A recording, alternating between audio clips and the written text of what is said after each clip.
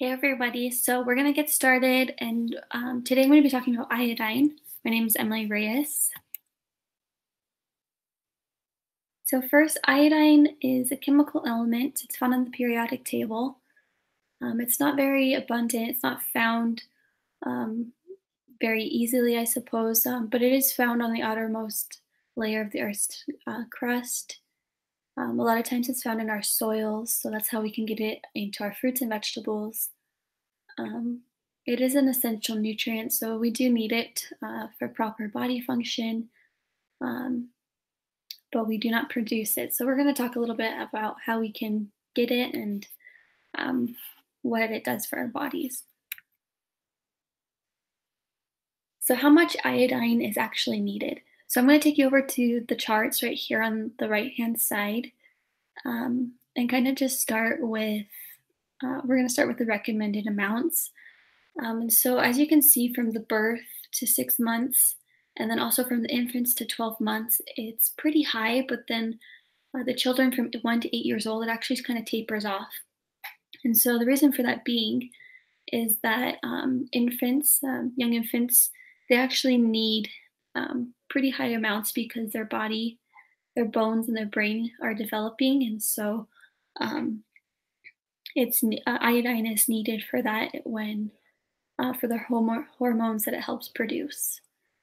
And then you can see after the children from 1 to 8 years, it starts to um, kind of kind of grow up until adults, and then again it gets a little bit higher for pregnant women and teens, and also for breastfeeding women.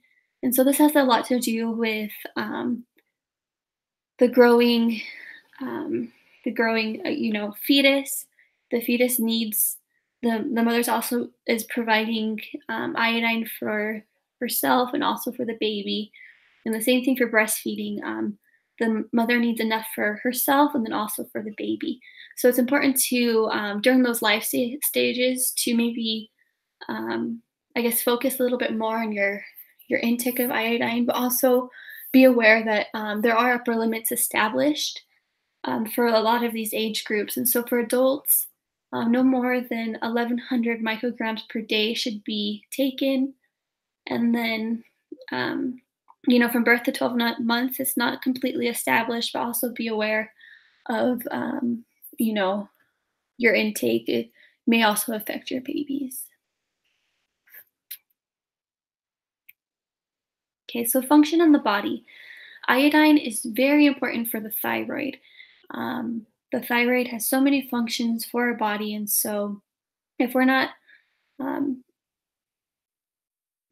if we don't have the proper intake for iodine, then we're not able to have that normal function. So it's very important for our metabolism, for how we expend our energy, I guess, or how we form energy for the expenditure of it. And then also, it's very, very important for the bone brain development in infancy and pregnancy. One of the leading causes in the early 20th century was of mental retardation was actually um, the lack of iodine that many people had. So iodine in food. Um, as I said, um, a lot of areas that are at sea level, they actually have iodine, and that's because the ocean does have some small traces of it. So a lot of seafood, so like cod, has a pretty good source of iodine, shrimp, and then also seaweed. So kelp products, anything like nori or seaweed salad is really good for the amount of iodine. The next would be dairy products. This is kind of interesting because it's only specific to the United States. The way that I guess the products that farmers use to milk cows actually have iodine in them, and that's transferred to our milk. So it's very specific so things like milk and yogurt and cheeses that are produced in the United States actually have some trace amounts of iodine, which is really good for us. And then the next would be fruits and vegetables. And there's an asterisk right by there just because I don't know if you can tell by the picture on the right hand side. It's kind of like a farm, and then there's the ocean on the I guess further back in the picture. But fruits and vegetables that are um, that are grown in iodine-rich soils, they do have iodine for us, but this is not the case for all areas. Um, there's the goiter belt, and we'll talk a little bit more about that later on in the presentation. But it's, I guess, important to know that. So if you live in an area that's at sea level or closer to the ocean, it could be likely that you do have um, iodine in your soil. So the next is iodized salts.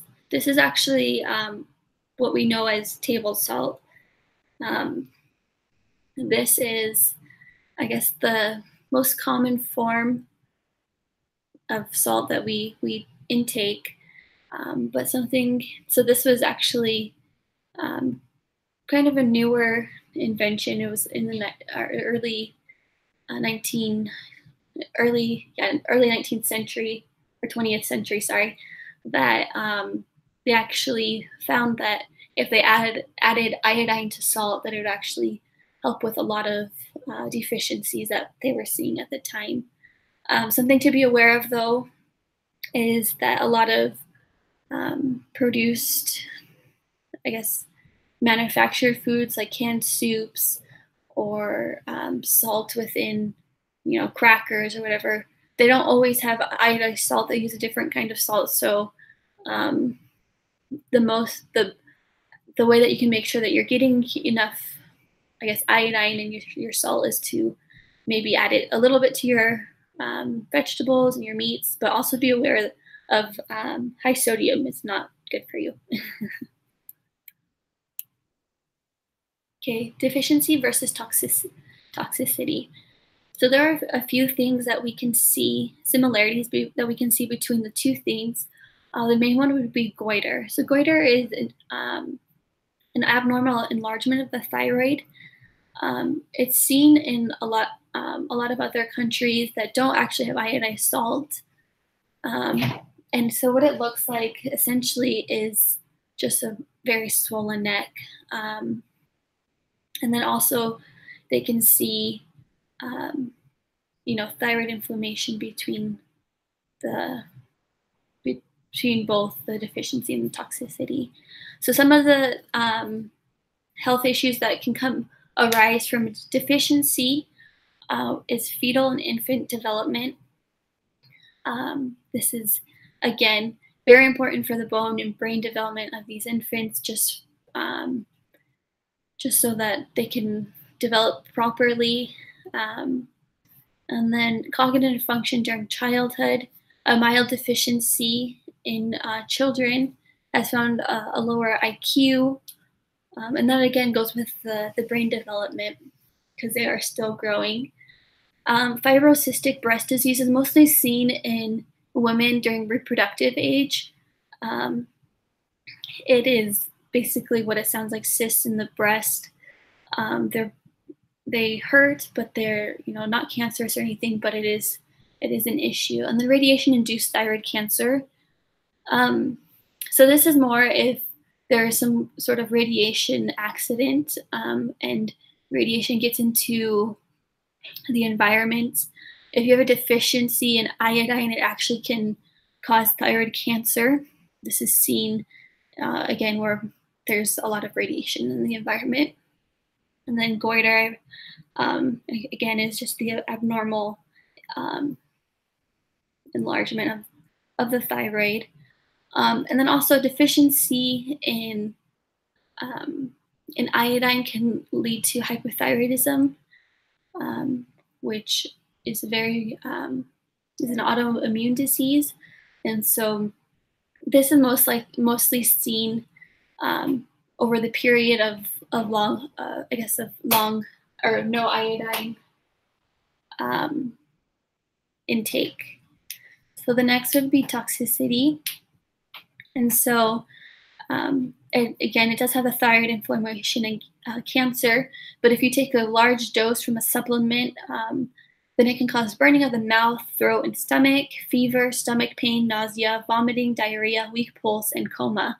So this isn't something that's, if you have toxicity over long periods of time, is more, which, it could lead to a coma, but if you take, maybe a pill or two and it's too much, then those are most likely symptoms that you'll have from overtaking of iodine. So the function in the metabolism. So what iodine does is actually used in the um, in the thyroid gland, and also um, in the hypothalamus, which is in our brain, and the pituitary gland. And so, as you can see, that's important for the brain function. But what these three, I guess, organs do, or areas of our body, what they do is they create the synthesis of hormones T3 and T4, which are hormones that are made within our thyroid gland. And so our thyroid gland is this butterfly shaped, I guess, little drawing that we have on this right hand side. What those hormones actually control has a lot to do with our metabolism, but it does breathing, heart rate, central and peripheral nervous systems, body weight, muscle strength, menstrual cramps, body temperature, and cholesterol, and so much more. So, people with hypothyroidism, they can start to experience a lot of these. They start to experience a lot of these, I guess, symptoms related to this. So they'll start experiencing decreased heart rate. Um, their body weight can go up, um, and it's just not a pleasant thing. And that also goes for hypothyroidism. It affects our bodies immensely. So these hormones are very important that we. It's important that we have iodine so we can make these hormones for the rest of our body, because really it has so much to do with our metabolism. So something that I guess while I was studying and doing a little bit of research on iodine, something that really interested me, or I guess a thought that I had, was what was the difference between sea salt and table salt. And so I did find an article that was recently published about sea salt versus table salt. And so sea salt and table salt, they actually have pretty similar nutritional values, but sea salt, unfortified sea salt, has very little iodine, which makes sense because on other research that I did, it said that the ocean has trace amounts of iodine, so it doesn't have as much as we think it would have. And so, sea salt is a very big craze. I would say probably within the last 10 to 5 years, you know, that it's really picked up and gained a lot of popularity. But it doesn't have the iodine, which is so important for our bodies. And so there's this little excerpt that says, depending on where you live and how much seafood you eat, you may not want to substitute all your table salt with sea salt. However, that shouldn't stop you from using sea salt when you want that particular flavor. Be cautious with the amount, however, as it is salt, as all salt is high in sodium. So I thought that was interesting, just because of all the craze and everything behind sea salt. But I guess it's important to have both on hand and to be cautious of that, especially in stages where it's so important for the infancy and for pregnant and breastfeeding mothers. And then also something else is a little bit of the history of iodine. It was obviously a big issue, and it wasn't until the 1920s that we really discovered that iodine and its effects um, on the thyroid. And so the Chinese recorded that seaweed actually reduced goiter in 3600 BC in medical writings. But it wasn't until 1811 that iodine was actually discovered by a chemist. And it was completely by accident. He just added a little bit too much of a chemical. and it created purple crystals to form on metal. So, and then he a few years later presented iodine, and it was started to gain popularity throughout the 1800s. And then it wasn't until the 1900s that it, I mean, the 1900s that it was really, um, I guess, the importance of iodine with the really in relation to the thyroid that we really discovered that. There's something called the goiter belt. What that is in the areas of the Great Lakes, Appalachians, and northwestern regions of the United States. They're areas that the fruits and vegetables weren't being grown in iodine-rich soil. They don't eat a lot of seafood. At the time, the milk didn't have the iodine, and so essentially these people living here living in those areas during that time, they were didn't have any iodine, and so the rates that the children, almost 64% of children in Michigan State, a study that they did, were actually iodine deficient, um,